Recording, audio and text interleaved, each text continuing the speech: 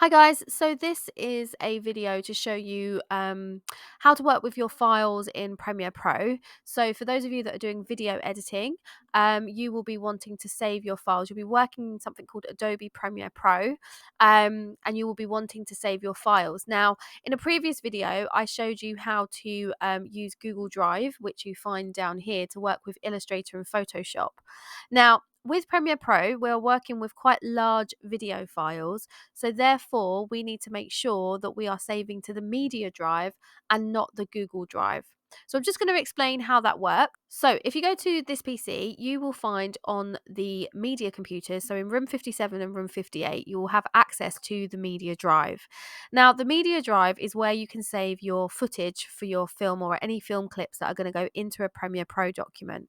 So you'll notice there that you've got the different year groups. And then if we go into a year group, you'll go into your teacher, you will find that you have a name with your folder. So inside that folder, that is where you will save all of your footage. So for example, if I was working with a piece of, I don't have any footage that I've downloaded, so I'm going to go to what I think is a really good stock video place, and I'm going to have a look at their videos, and I'm going to download a video. Let's just look at this one here. So I'm going to download this video, and I'm just going to do that, and you can see that it's gone to my downloads. Okay, now what happens is your videos go into your downloads. Well, anything you download from the internet essentially goes into your, I'm just going to close this down and get Premiere Pro back up.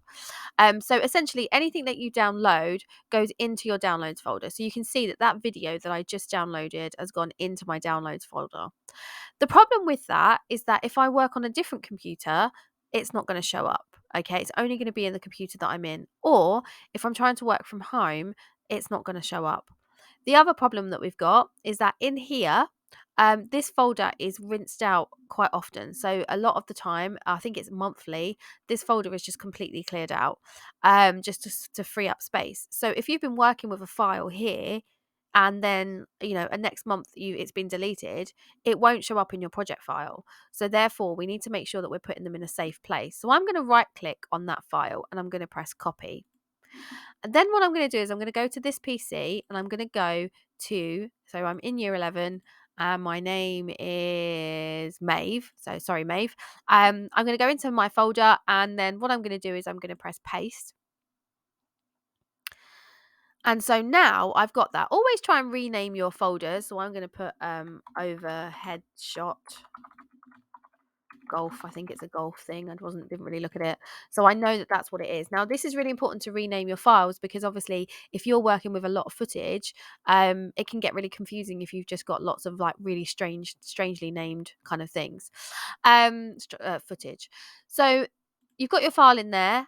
Then what you can do is in your file, in your Premiere Profile, directly from here, you can just drag that over into your project. So that makes it really, really easy to work with. But what that means is that this file, whatever computer you go on in school, this file will be able to access it. Okay, so you can then draw that onto your timeline, and you can start editing it. The thing to notice is that actually this file is not saved in this project. Okay, it's almost like a reference file.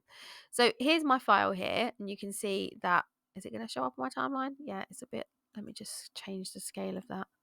Okay, so you can see that I've got the file in there. Okay, now if I move this from here, so what this is doing is this is referencing this file here. Okay, so if I move this file, it's going to say to me, I don't know where it is. Okay, so if I move this to, let's move it to another folder over here. So let's see if we can move it to Miss McCarthy file in use. Now it won't let me do it because I've got the file open, but essentially what happens is if I move that to there, what I end up getting is this screen which says media offline, because basically what it's saying is that, hang on a minute, I thought that this is Premiere Pro is saying, hang on a minute, that was in Maeve's folder, where's it gone?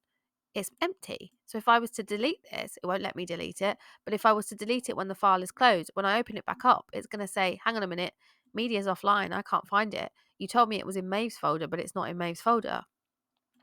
So what you need to do is you need to make sure that your files, the footage, your clips are organized into your name. Okay, it's really, really important that you do that and that you don't move them anywhere or change where they are.